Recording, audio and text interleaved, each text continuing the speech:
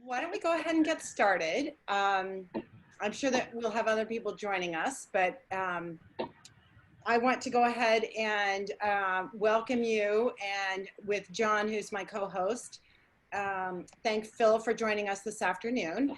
Um, John and I are just going to introduce ourselves and talk about our support for Phil really quickly, and then we're going to turn the floor over to Phil. And then open up things for questions. So I just wanted to start out. I'm a parent in the district. I've got a freshman and a junior, and have been very involved in Los Altos School District for elementary and middle schools, but hadn't really been that involved in things that were going on in the high school until the spring. And with the onset of shelter in place and what was happening early on with distance learning, I just felt like I needed to get more involved and really see what was going on. And I still will never forget my first board meeting that I attended, and Phil started speaking, and I just was like, oh my gosh, who is this guy? Because he is really speaking for me. I just remember him talking about that the kids were hungering for real education at a point where the administration had the kids just kind of treading in place, reviewing material, not moving forward. Ever since then, every meeting that I have heard Phil speak, sorry, he listens to all the constituents. He listens to parents, which I'm most eager about, really listens to what we have to say, asks the district to follow up with our questions, really involves everyone in the discussion. And I've just been so impressed with him that I told him I wanted to be part of his campaign. One thing that Phil has talked about is always doing new things and trying new things. And this is the first time that I've been involved in a campaign. It's been a great learning experience. It's been really fun. And I feel just very passionate about supporting somebody who is really, really looking out for our kids, using all of his vast experience to lead the district forward and to educate our children now during this pandemic and moving forward. And, you know, I mean, Phil could take his 24 years on the MVLA board and throw in the towel and say, you know what, it's time for me to, you know, go sit in my backyard with my lovely wife. But instead, he's stepping up again for all of the hard work that this will entail over the next 4 years. And I feel like if Phil is willing to dedicate himself, you know, I am willing to help support him as much as I can. So that's why I'm here today, to help support Phil. So John, do you want to take it away? Sure. Yeah, thanks, Stephanie. So hi, I'm John Panzer, and I have a just turned 16-year-old 11th grader with MVLA at the Mountain View High School, as well as an upcoming 7th grader who will eventually be going to Mountain View as well. And so I'm you know, sort of new to the district. Been I guess a couple of years now. I really started to pay close attention in the spring, along with everybody else, and I started to go and listen into the board meetings. Which in the age of Zoom, it's a lot more convenient to be able to drop in and hear what's going on, which is a good thing. And what I was struck immediately by was, you know, this guy Phil, who, I'd heard like a few good things about generally, but he was asking such great questions, active questions, probing questions, incisive questions. The questions that I would have asked if I knew the issues and was as well as he does. And was up there able to talk to people. So that was great. I was really impressed. When I talked to other parents, they basically said uniformly the same thing. The first impression, I think, was right in this case. And when I and other parents as well reached out to talk to him, he listens. So when you raise an issue and you're talking about something, he wants to find out information. He is actively seeking information. And he takes it into account, and you can see how it affects him, how it affects at least what questions he's asking, what information he's trying to get. And he's advocating for the community, for students first, for parents. You know, he's sort of, you know, the person who you can always count on to be raising the issues that people are concerned about and trying to figure out solutions. You know, when I first was following what he was doing, I wasn't totally aware of all the experience he has. You know, I volunteered for his campaign primarily based on, you know, what I had seen over the past, you know, 5 or so months. How many months has it been?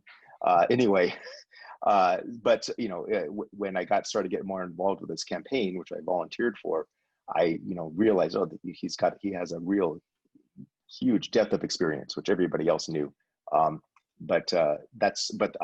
Which is great, and that kind of confirms why I'm supporting him.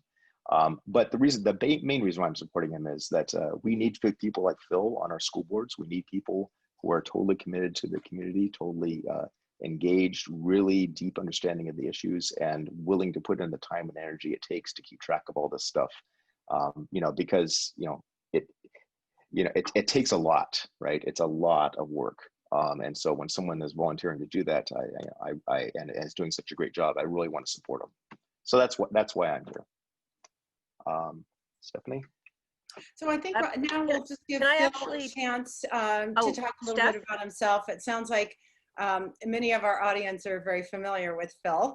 But Phil, why don't you go ahead and just give us some insight into who you are and what your background is and what your hopes and goals are for MVLA. Thank you, Stephanie, and thank you, John, for that very glowing introduction. As I said before, every time you two speak, I feel that when I start to speak, I'm going to be a step down. So you're a tough act to follow, and I appreciate it very much. So let me start at the beginning with why I ran for the school board for the very first time in 1983 in Los Altos School District. And to understand that, you have to know a little bit about my background. I grew up in a working class neighborhood of South Philadelphia as the second generation American grandson of 4 immigrant peasants.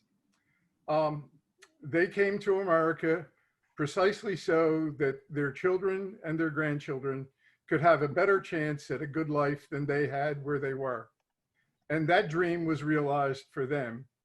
I became the first person in my family to go to college. If you had told me that I would be that at the end of my 8th grade education, I would have said, not much chance of it.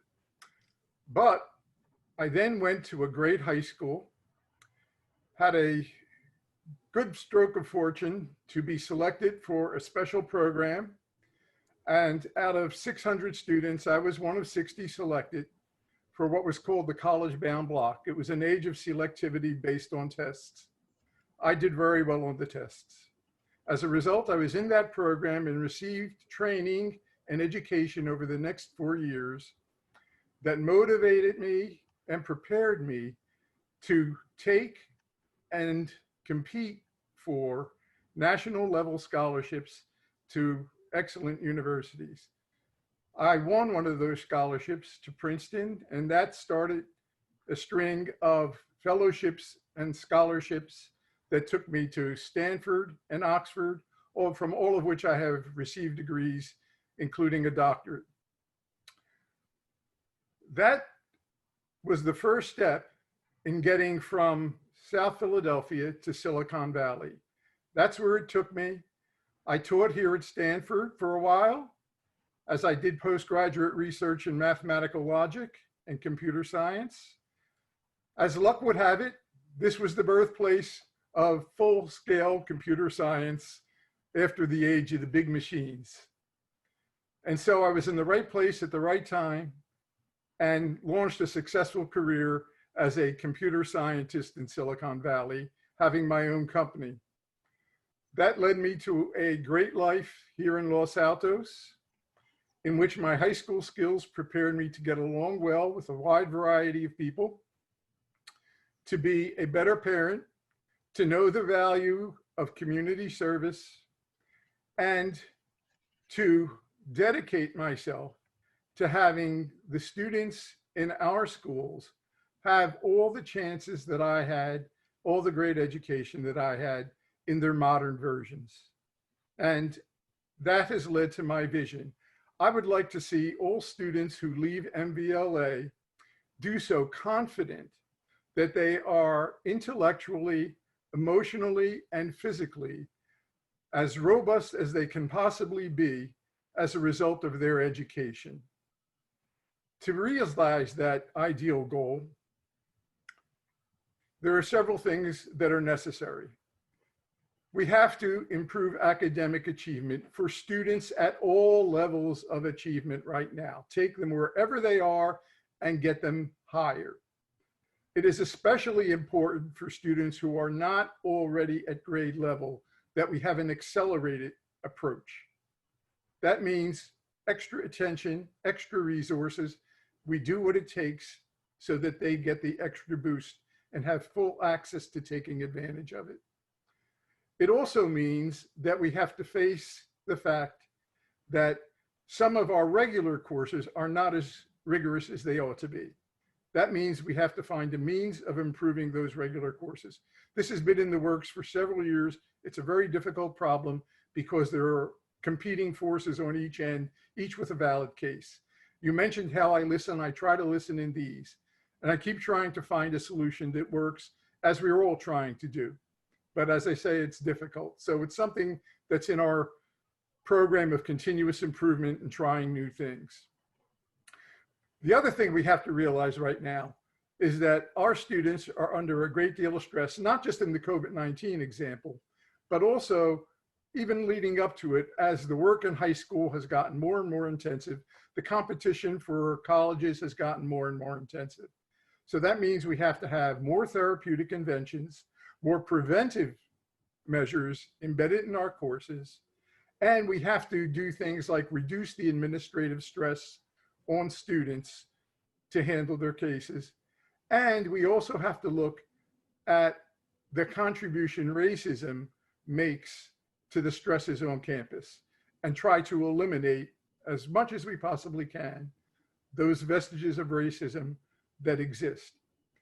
A third thing I hope to achieve, and that has been lacking, is a interactive, real-time dialogue regularly with parents about what's going on in the education of their children. That is something I'm still trying to work on, and we're making progress following the same model that we used on what turned out to be a much simpler problem of bringing field lights to the high schools. We achieved that despite a lot of contention, and we're at a point now of peaceful resolution. Finally, I decided that the most important thing right now is dealing with the learning loss that is inevitably caused by distance learning. And so those are the four big areas that I see that we need to deal with. So with that, I invite questions, comments, anything that you have in mind. So I want to urge everybody just to, pipe in with questions. This is a very informal event this afternoon. I'll start out with the first question. So what would you say, if you think back over the last 6 months and the actions of the board, what would you say went well? And what are some things that you wish had gone differently? Well, looking back over the last 6 months, the idea of going well has to be considered relative to the context. If you had said we're doing well now compared to where we were a year ago, I would say, no, we're not. We're far off that. But in terms of doing well compared to where we were just 3 or 4 weeks ago, I think we're doing a lot better. And looking way back to March, I believe the decision to close schools was right. I believe the reaction to it was a missed opportunity. We went into emergency distance learning as though the pandemic only had a couple of months to run and we could repair all the damage that was done at the start of the next semester. It's not how it turned out, and we shouldn't have counted on that. I had hoped that my vote for giving grades to those students who earned them would be accepted and motivate a more serious approach to distance learning that would then be used as a pilot program from which we gained experience. That did not happen. And part of the reason we're not as far along as we could be is because we lack the experience that pilot program would have given us. I wish we had more time over the summer to train our teachers and administrators in the effective use of the tools of distance learning. What you can see now is a lot of learning on the job. And this is not the fault of teachers. It's not the fault of administration. I believe it's the result of the sudden time pressures and the fatigue that set in after the end of the last semester. So we're faced now with correcting all of those problems. But before I get into that, I'll say that those are the things that stand out in my mind and answer to your question, Stephanie. Thank you. I guess I'll chime in just for a second, just to sort of express my experience working with Phil and over the last 6 months. You know, I have a student at MVLA, and last year he was a sophomore, and like a lot of kids, he was working like mad to improve his grades. And when COVID hit, the first question that came to everybody's mind was, why are we going to discontinue grading? Most parents and students were very concerned about it. We ended up with a petition with almost 2,000 signatures. And out of the 5 trustees, Phil was the only one who would talk to us, who would meet with us, who would listen to our point of view, who, you know, he took that back with him. He, and he basically represented us to the administration. And so a lot of us were very deeply engaged in that process, and we're watching our schools basically melting down in front of us. Most of our kids went for 3, 4, 5 weeks with little to no instruction. And we all, as Phil just pointed out, we all could see that this was a great opportunity for a pilot program. And yet it wasn't happening, and it wasn't happening. And so there was a lot of frustration among the parent community. And again, Phil just stood out head and shoulders above the other trustees. So that's why I'm here today. That's why I think it's so critical that we keep Phil on the board. He brings a leadership that's just not there otherwise. So I keep hoping it'll rub off on everyone else. But his ability to ask the right questions and then to follow up and ask them again. I've seen a lot of boards similar to this where a question might get asked, but then it just gets dropped. So with Phil, it's just a constant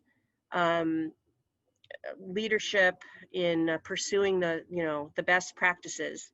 And with all the restrictions involved between, dare I say it, sometimes the teachers union or whatever, we have wonderful teachers, but the negotiations on what can and can't be done and, is complicated. So I do think that Phil has taken us seriously as parents and helped us feel like we have a voice.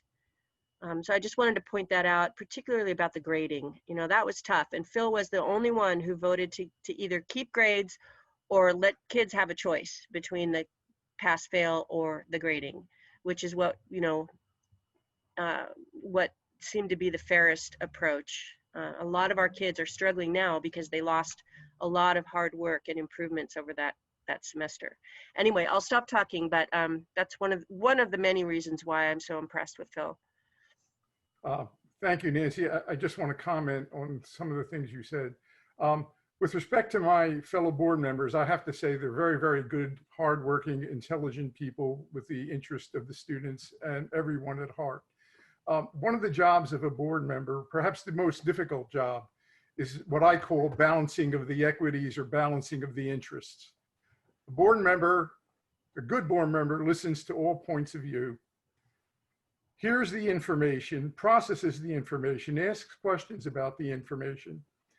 But ultimately, listening and hearing is not obeying.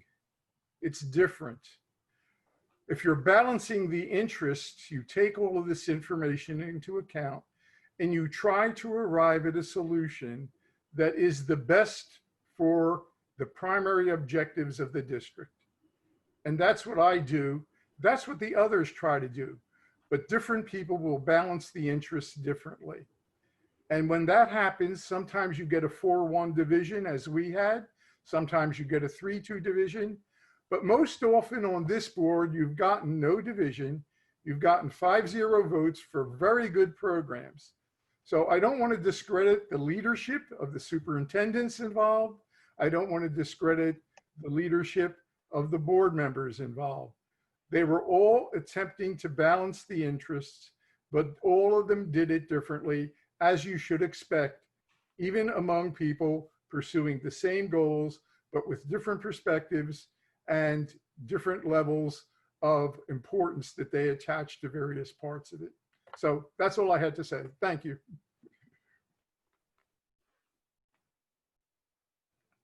Stephanie? Yes. Phil? I Emmy Thurber.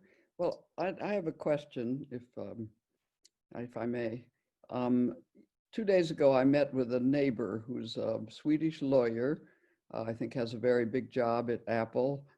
And he has a child, a 6th grader and an 8th grader, and he's extremely concerned about the lack of open schools. And he feels his kids are really suffering, and he feels the United States is handling this very inappropriately. And he said in Europe, schools are of course open and often have been open for a bit of time. And he even believed, he's been reading a lot, that in democratic states like our state, we're not opening schools because this is pressure from the teachers' unions and other political people who want to damage Trump. And he said this is a common feeling in European left-wing newspapers and so forth. So it's prompted me to do a lot of reading about what Europe's been doing with schools. And I tried to explain to him all the political nuances of our local systems, et cetera, and how badly I think it's been handled at the top. It might have been different. But I wondered what you think about the reopening of schools. And of course, I know in high schools, I think all over Europe, they really are pretty much open. And of course, we know that Sweden didn't really shut down. He said that he and his family are thinking of leaving the United States, and that many of his European friends feel the same. And that would be a great loss for us. So if you could address that. Sure. Thank you for the question, Emily. And it's one we're getting a lot. I think you're right about the situation in the United States needing to have been managed much better. I think if that had been done, we might be in a position now where we could safely reopen schools. The key consideration here is what we can do to have schools ready to be open and have the resources available to serve the students as they come back. All of the discussion right now, whether it's about going back to school in person or in distance learning, is over the matter of how many can we bring back and how should we do it. In the best case scenarios, at the level of infection rate that we are getting here in Santa Clara County, 50% occupancy of the schools is the maximum that's likely to happen. That means half the population at most could be handled at one time. What's necessary to make that a safe handling? For that, we have to rely on the best possible science. And that's another area where I believe our government has fallen short. And I'm not talking about the national government now. I'm talking about here in California. The guidance we're receiving is not consistent with the highest standards that research centers are producing. In particular, as a letter from the teachers of many of the districts in Santa Clara to Dr. Sarah Cody this letter has pointed out, it is not geared to preventive testing for COVID-19, preventing the spread of infection on campuses. And for that, many things are required, including on-site testing, a quick turnaround with results, measures in place that enforce a minimum 6-foot distancing, the personnel trained to do this, and equipment that recirculates the air in classrooms with very fine particle elimination, filtering, that we have to retrofit for. We're in the process of doing all those things. I understand the learning loss that inevitably occurs with distance learning. I want to be back in the classroom as quickly as we can. But I really am thinking when I say that about the old in-person situation. I wonder how good the hybrid situation is going to be when the students are 6 feet apart with a plexiglass wall in front of the teacher and everyone wearing face shields. I just can't imagine that that's going to be like the old atmosphere where students were surrounding tables and teachers would walk from table to table, and all of these things would just be part of a natural interaction among humans, as opposed to the artificial one that we are going to have. And finally, I think no one is considering the difficulty at high schools for providing teachers. So what's happening to the kids on the days that they're not in school when it's not there 50% in the rotation? If the teachers are all engaged in their classrooms, who's teaching the others? Are they now on their own so that instead of doing asynchronous learning 1 day a week, they're doing it 3 days a week? That too doesn't sound like a great improvement to me. So I think there are all sorts of difficulties. The key thing is to get the population to a level where we're not in a tier 2, but in a tier 4, the lowest level, where we can do things more effectively and get people on campus in somewhat more relaxed circumstances. And I don't see that happening with the level of cooperation we're getting from the public at large. So I understand the teachers' concern. They want to come back safely. And I don't think they want zero risk. No one is advocating zero risk. They want to be told what the level of risk is in meaningful terms. So to refer to that study that's in the teacher's letter, there's a chart in there that shows the likelihood of a COVID-19 infection for various size school populations brought back to campus. And for our particular level, 4 to 7 right now, 4 to 7 new infections daily per 100,000. There's a sample there of a district that had an infection rate of 5. At that infection rate, with 500 kids, there's a 97% chance that one of them will be infected, at least one. At 1,000 kids, the probability rises to more than 99% that at least one of them is infected. With relaxed standards, one infection could do a lot of harm. That's why we need the standards to be as strict as they can. We're not there yet. We are installing very high capacity air filters in our classrooms. This is an extra expense and we're paying it. When these things are ready, when we have convinced the teachers that we have taken every possible measure to reduce risk to what could be considered a safe level, and then we have to give them the choice about whether with their particular situation, their risk tolerance can tolerate that risk level. When we're there and we can figure out how to allocate the resources that we have in terms of, then I'm sure we will be reopening. But we're not there yet, and that's the sad truth. And I understand the desire of your neighbor from Sweden. I hope he doesn't leave. I too agree that would be a terrible loss. But there's very little we can do until we can get to that safe level that persuades teachers it's safe for them to return. Thank you. I shall try to encapsulate what you've said and send him an email. We'll see. Yeah, it'll be a great loss to lose people like Martin.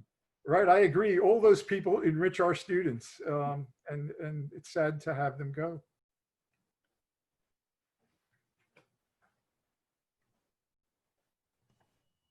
I have another question. Just switching the topic a little bit over to, there's another hot topic besides COVID, and that is SRO officers. And I know that there's been a lot of discussion lately about whether we should have SROs on our campuses. And I know there's some very strong positives for why we should have them, and maybe some negatives. It's hard to know, you know, where that right balance is. But you know, personally, I think they're beneficial. I wouldn't want to see them disappear. But I am wondering if there are any mitigation, like, this sounds really simplistic, but even putting them in plain clothes instead of having them on campus in full police gear. And I also believe, if I understand it correctly, that the cities fund those officers. And if that's the case, you know, we don't want to lose that funding from the cities. So I don't know how easily it would be to transfer that into another program. But anyway, I was just wondering if you have any thoughts on SROs on campus. Yes, I do. And I've been thinking about it quite a lot. So let me go back to what I conceive as the primary purpose of the SRO program. And I think that primary purpose has two parts, two very important parts. The first, I think, is obviously safety. The SRO is there trained in handling very difficult situations. If that person has been trained as a school resource officer, the training would have been and should have been different from the ordinary program that the rest of the police receive. It should have taken into account that you'll be dealing with students, not adults, and that the other purpose of the program has to be given equal weight and deference. And that other purpose is to build a bridge between various communities and ethnic groups on campus and the police whose job it is to serve and protect them. It's not a good idea, as we discussed when we were talking about sanctuary cities, to have the police feared in the community that they are supposed to protect and serve.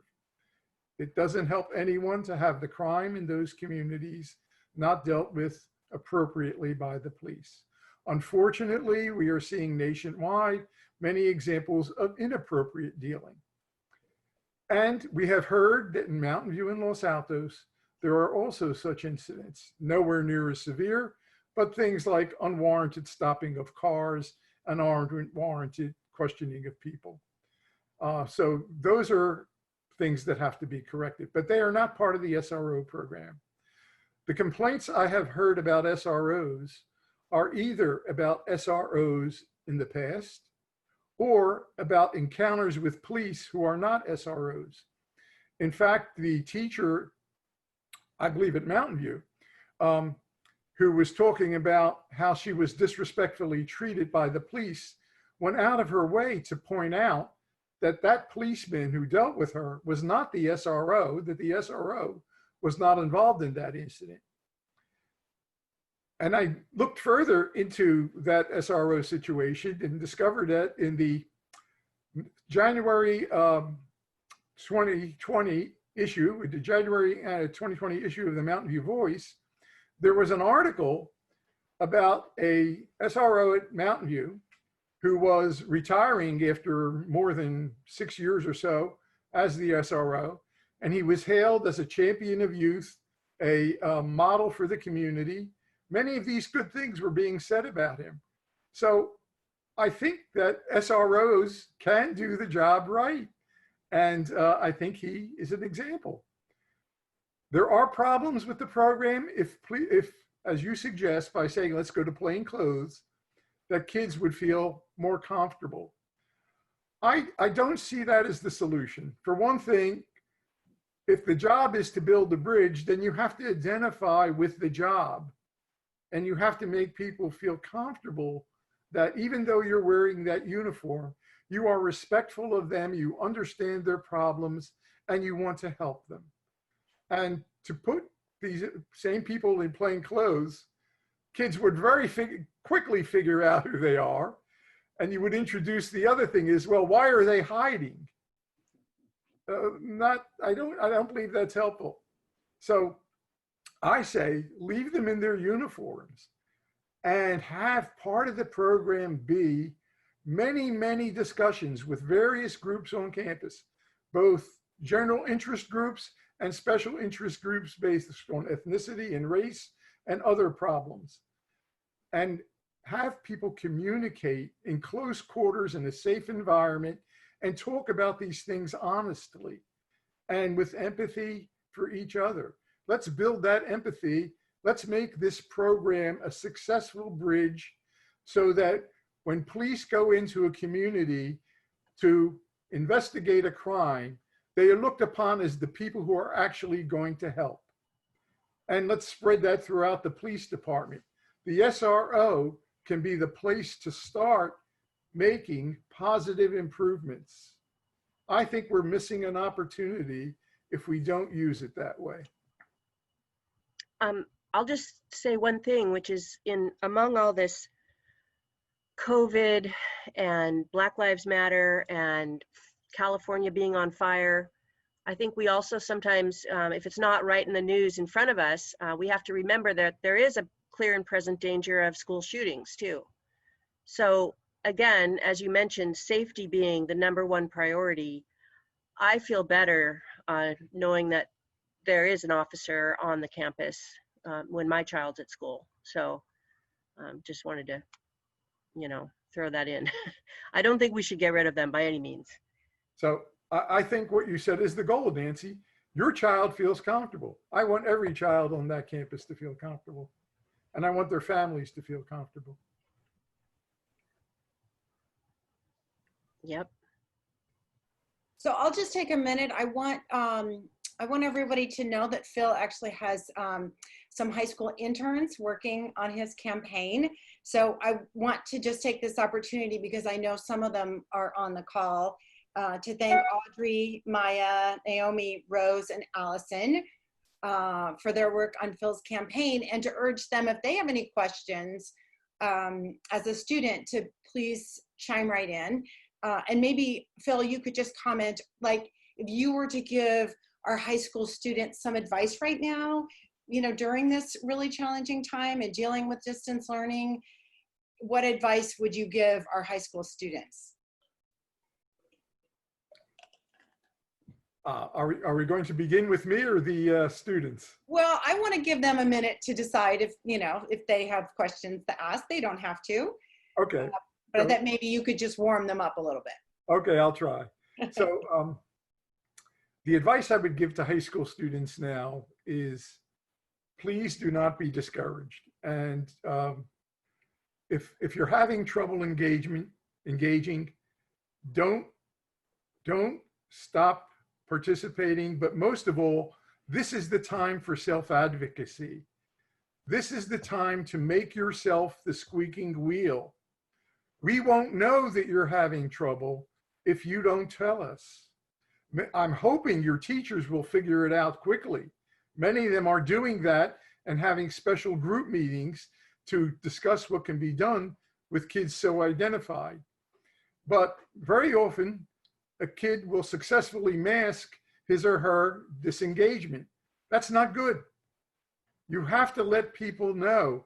And if you're not comfortable going to your teacher, then discuss it with your parent, send me an email, send the superintendent an email, send the principal an email, and let them know that you're having trouble staying engaged, because we have to try to reverse that. So I think that's the most important advice I could give generally.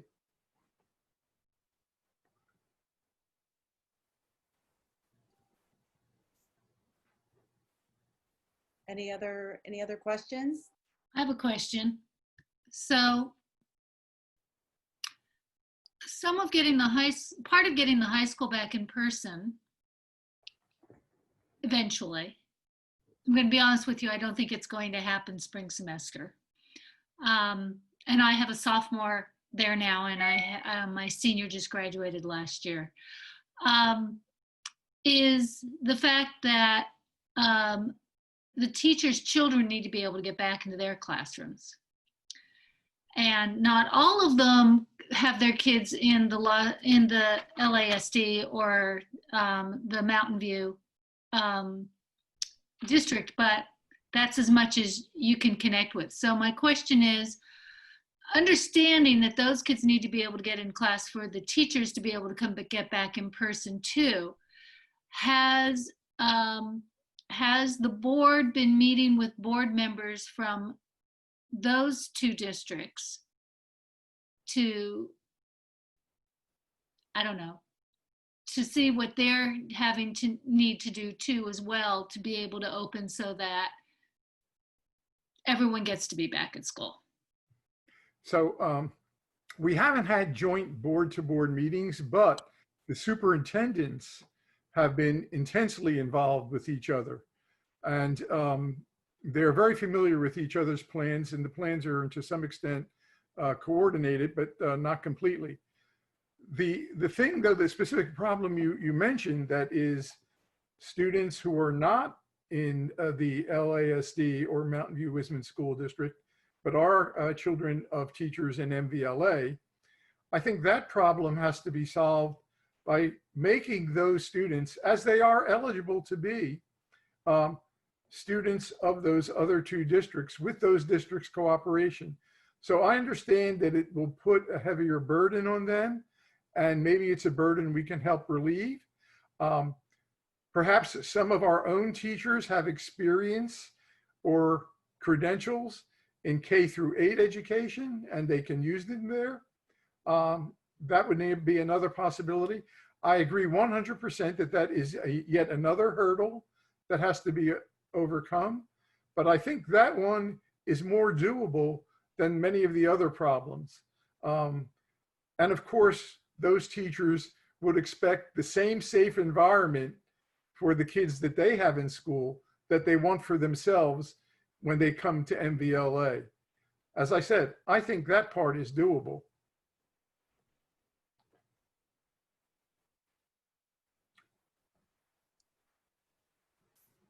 Any other questions? So we had a plan in place to go to double block schedule for this year before COVID hit. And Monday was the day that all the classes met, and then it was Tuesday, Thursday, Wednesday, Friday for odds and evens.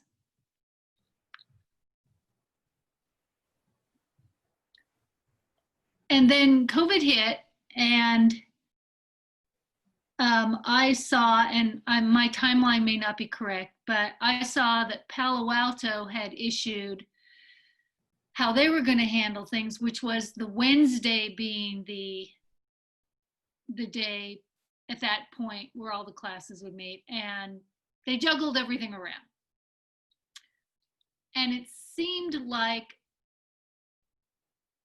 MVLA was following their lead, despite the fact that it was contrary to what was in place for this year with no COVID situation.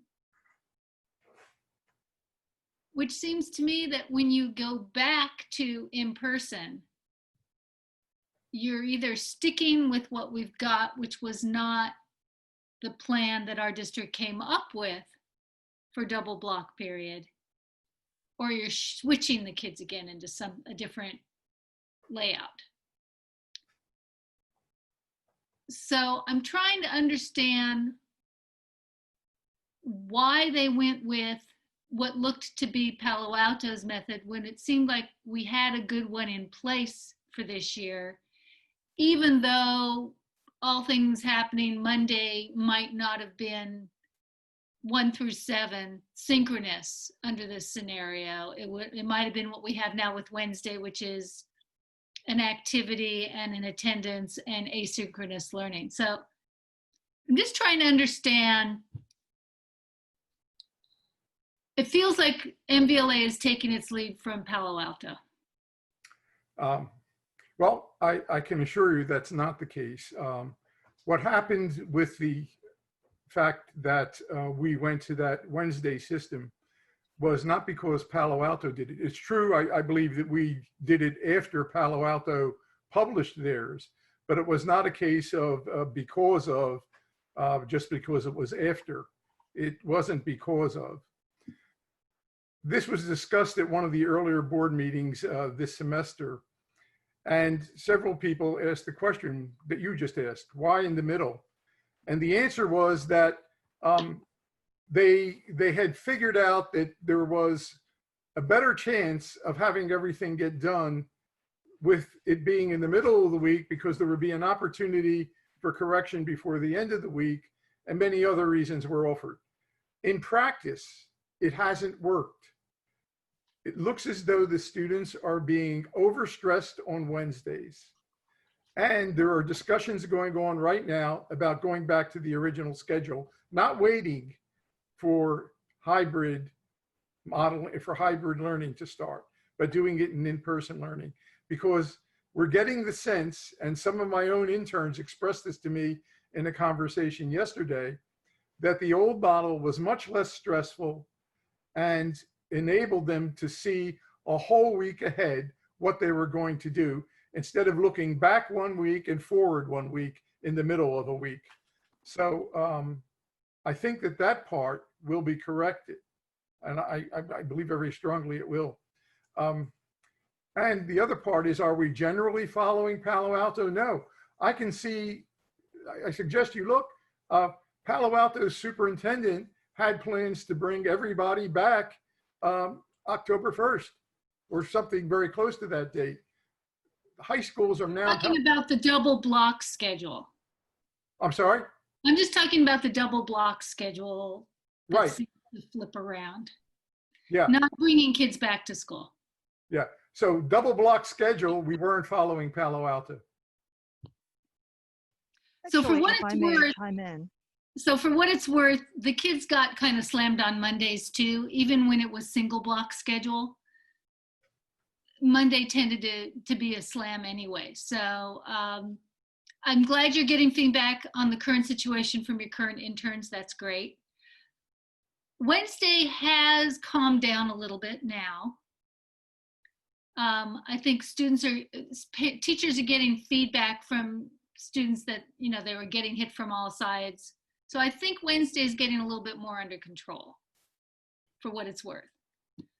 But I believe it sounds like your interns' input was sound. I agree with their input from what I'm seeing of my sophomore going through. And I'll just put in another vote for switching from Wednesdays for my son, who's a junior, who feels like the week isn't over. He never gets a break because there's no true weekend. So I'm glad to hear that that may be changing. So I'm just going to ask for any final comments. If I may add Sure. to it. Oh yeah, Wendy. Hi, so I want to add to that because I was attending the board meetings quite regularly during the early phase. And I remember MVLA was very closely working with the Stanford Online High School. They actually offer a 1 week long distance learning module, which many of our teachers attend. I also personally posted on our parents group. I attended quite a lot of those sessions. I also have a child attending classes at the Stanford Online High School, which is 100% remote. And I think they highly recommend each synchronous class to be a little longer to allow more information exchange between the student and the teachers. And instead of happening every day, happen twice a week, but have them slightly longer so they can have breakout room, they can, bounce ideas and things like that. If I remember correctly, from the board meeting discussions that I have heard from the report from the superintendent, they did say the reason for the block schedule, longer period for each class, happening twice a week, was a direct input from the Stanford Online High School. Phil, am I remembering correctly?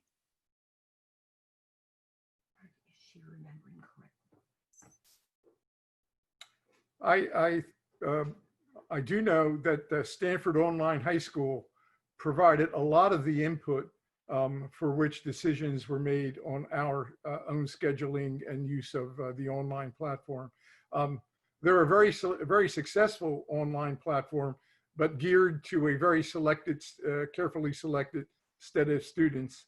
So our job was to make what they learned generally applicable to our more general student population.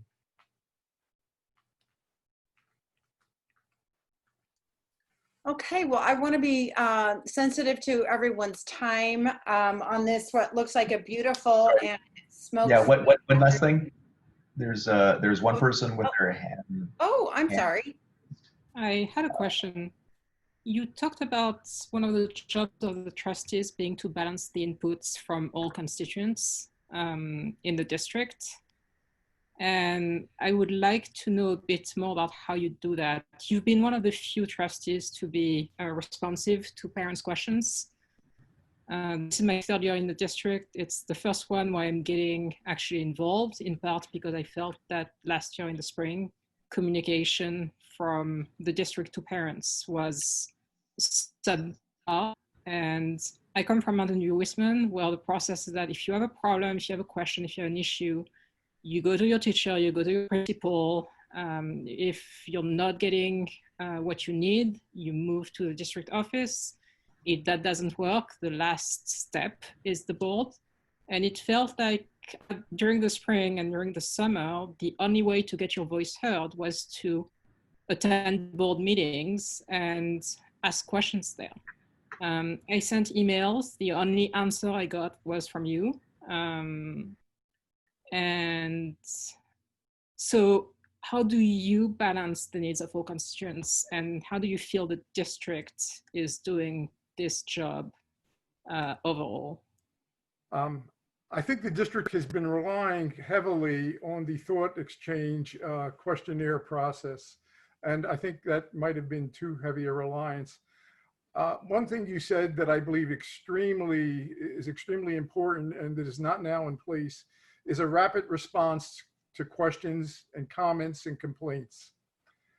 And I'm surprised by this because part of the solution that we came up with for getting field lights put in place was to put a rapid response mechanism in the district website so that parents or neighbors who had complaints or questions to ask would go to this one specific website, which was monitored daily and for which responses were issued daily, so that people would have answers or at least an understanding of what was being done to address the concern by the end of the day. Clearly neighbors are more annoying than parents, because I really feel like clearly neighbors are more heard or annoying than parents, because I don't feel like there is the same responsive. The district is not as responsive to parents overall. So I think the district, no one's more or less annoying, but I think the district has to do at least what we did for the neighbors, for the parents. And I think that too can be made to happen through the same mechanism. What we need to do is find somebody who can act in the role of an ombudsperson and a dispatcher. The ombudsperson listens to the concern, analyzes it, and decides to whom it should be directed. Then that person plays the role of the dispatcher, takes the question, takes the analysis of it, and presents it to the proper party and says, could you please tell me what's happening with this? I need to know by X o'clock today or 2 o'clock tomorrow or whenever it is. And hopefully that person has the authority to expect a response. So I think that's the solution that we're going to move to. It requires, again, more administrative help. But one of the things we have to do to relieve stress and make the program work is to take the administrative burden away from teachers and take it away from students and put it someplace else where it can be dealt with efficiently. Thank you. Thank you. And we have one person with their hand up. So yeah, Greg Fair has some questions. Thanks so much. I know we're over time and I'll try to be really efficient. I had a comment and a question. They're semi-related. My first comment is primarily, I think, for the high school interns that are there. I was actually in high school with Phil's daughter as a classmate and have known him for a very long time. And I will say you're hearing stories right now about his engagement and how he listens. And I can say with certainty, this isn't a recent occurrence. Since I have known him, and this goes back 30 odd years, he's been one of those people who just kind of listened. And so we talked about responsiveness to both parents as well as community. I think responsiveness to students was actually the thing that I saw most of all, his genuine interest in how I was doing as a student at the time is something that resonates with me very strongly and has ever since. As a parent now of a couple of kids who are still just a couple years away from high school age. My question is actually looking a little bit beyond. I know that remote learning and how that's all working is a very present issue for all of us, but the term is 4 years, I believe. I wonder what 4 years ahead, like what success looks like for MVLA 4 years from now. Thank you, Greg. Great question. I think we're going to emerge from this probably next year. That's 2021. And we will emerge a better district for it. We will have distance learning plans in place so that when students miss school, not for any long-term illness, but for just even a few days, they will be able to still participate in their learning and not have to make up things when they come back, provided they feel well enough to participate. I think when we come back, we're going to have a much better sense of what student weaknesses are and what teacher weaknesses are and strengths are on both sides, and we'll be better able to take advantage of them. The critical thing I worry about going forward is whether we will have the facilities we will need, maybe not so much for kids who are in 5th and 6th grade now, but for kids who are in kindergarten and 1st grade. There is a huge housing boom that's going to happen in Mountain View. And right now we do not have a high school to handle that. So before that housing boom produces the children that need that high school, it has to be there. And that's what we're working on at the moment. Thanks. I hadn't even considered that aspect. I appreciate it. Thank you, Greg. Looking good. You too. All right. Well, I want to thank everybody for joining us this afternoon. Are there any final hands up, John? No hands up. Okay. Well, so yeah. Again, thank you all for joining us. If you want to get involved in Phil's campaign in any way, we would love to have you. John has posted the website on the chat, www.mvlapolice.com, for making donations. You can contact any of us or go on the website. If you'd like a yard sign, and my 16-year-old son and I will drive it to you. He has his permit. And finally, we also are in the middle of passing out leaflets to certain neighborhoods in Los Altos and Mountain View, completely hands-free. If you'd like to join with that effort, please let us know as well. And with that, I will say, I hope you all have a wonderful evening, and thank you again for being part of this today.